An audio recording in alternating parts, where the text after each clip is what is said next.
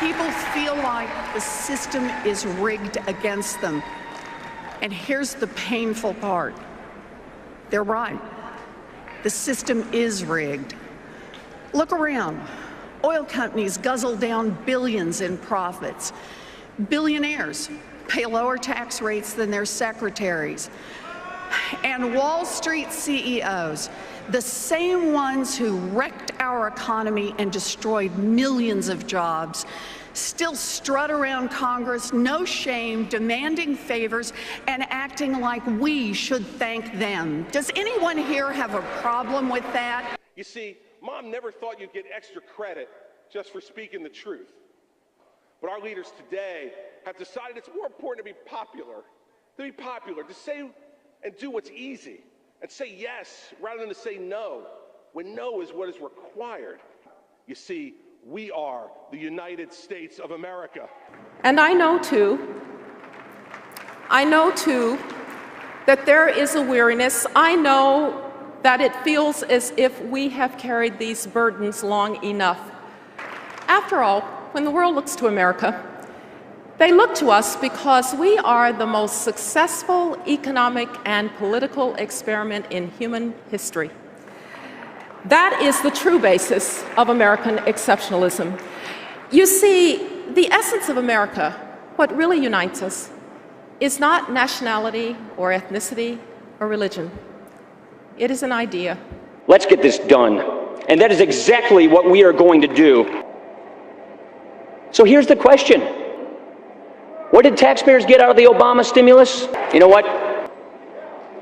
They've run out of ideas. Their moment came and went. Fear and division is all they've got left. With all their attack ads, the president is just throwing away money. And he's pretty experienced at that. Now, when Congressman Ryan looked into that TV camera and attacked President Obama's Medicare savings as, quote, the biggest, coldest power play, I didn't know whether to laugh or cry. That's right. That's right. Because that $716 billion is exactly to the dollar the same amount of Medicare savings that he has in his own budget. And the biggest, coldest power play of all in Obamacare came at the expense of the elderly. You see, even with all the hidden taxes to pay for the healthcare takeover, even with the new law and new taxes on nearly 1 million small businesses, you got to get one thing, it takes some brass to attack a guy for doing what you did.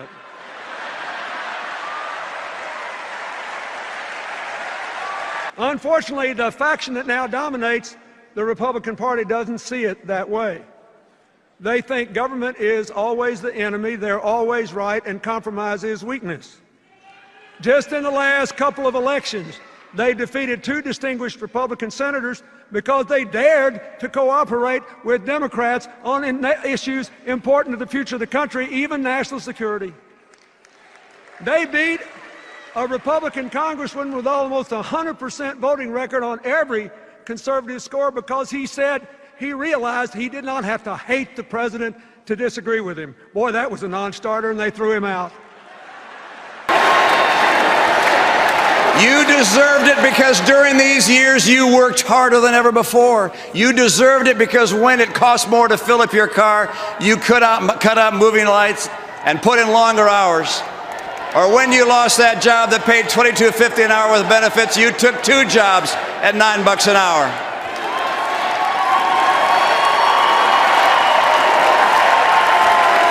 You deserve it because your family depended on you.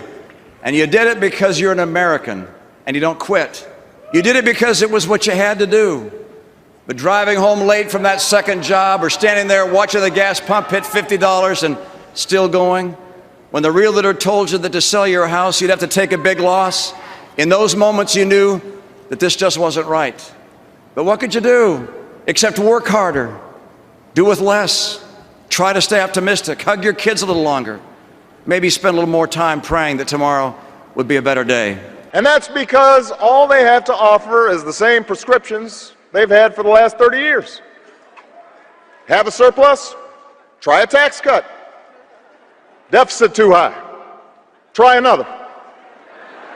Feel a cold coming on?